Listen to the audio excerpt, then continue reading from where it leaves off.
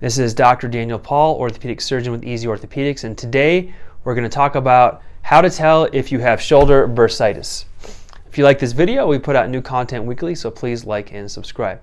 So shoulder bursitis, you may know someone who's had that, or you may hear that, and how do you tell if you have it? Most of the symptoms you have of shoulder bursitis are kind of when you lift your arm up or you lift your arm out. It's going to hurt. It's kind of like a dull, achy pain. Any sort of reaching activities.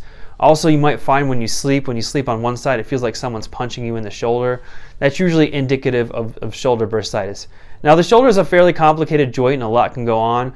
But usually what happens is you have the shoulder joint, then you have the rotator cuff that sits above it, and then you have your shoulder blade, which you can feel. But between the rotator cuff and your shoulder blade, there's a space called the subacromial space, and that can get real irritated, whether it just be from anything or be from trauma. And that space will get filled. There's a bursa in that space, and then that'll get filled with inflammation and fluid.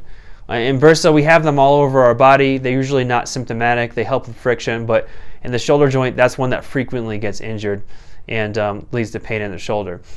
Usually if someone has a bad rotator cuff tear, they can't really lift their arm or they can't hold it up when you push on it.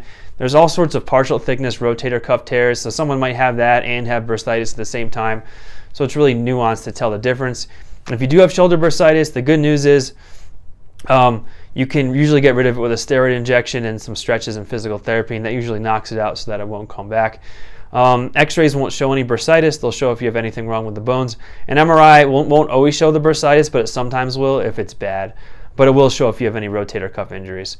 So really, the best way to tell is if you have pain with reaching overhead activities, but you don't really have any weakness and it feels kind of dull, aching, and sore. Of course, a medical professional, specifically an orthopedic doc, will be much better at telling you, making sure there's nothing else going on. So I hope I was able to answer your questions about how to tell if you have shoulder bursitis. If you have any questions I didn't answer, feel free to leave them in the comments below and I'll do my best to respond, but I can't give you medical advice about your specific condition. If you like this video, we put out new content weekly, so please like and subscribe, and thanks for watching.